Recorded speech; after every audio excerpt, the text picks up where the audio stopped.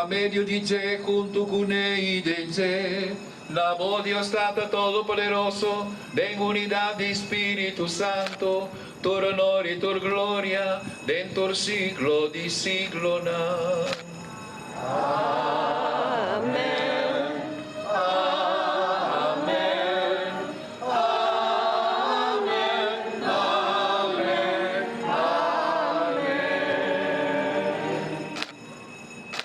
Unida en su espíritu, la que nos reza con confianza y oración que nos ha recibido y nos divino Salvador.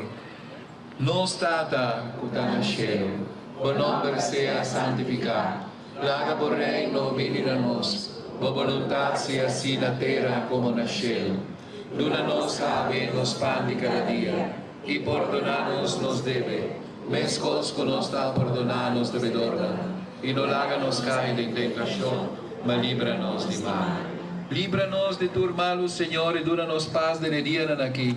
Ayúdanos con misericordia para nos quedar siempre libres de pecar y proteger contra toda tribulación, mientras nos aguarda la venida gloriosa de Jesucristo, nuestro Salvador.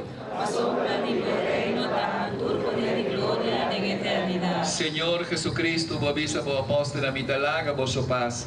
Mi paz me taduna vosso. No mira nos picanas sino fe de tu iglesia. Y según vos voluntad, unemos paz y unidad completo. A vos que vive reina dentro del siglo de siglo. Amén. Paz del Señor sea siempre con vos.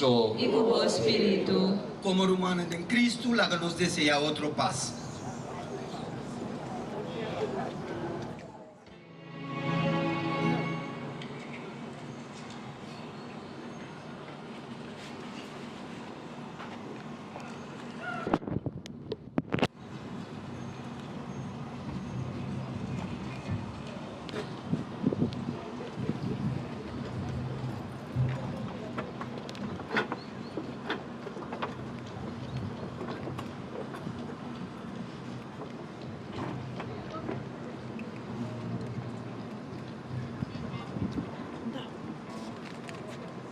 Tá bom? Aqui tu trata um filho na minha. Como diz? Aqui tu trata um filho na minha. Aí lá, tá fazendo uma proposta.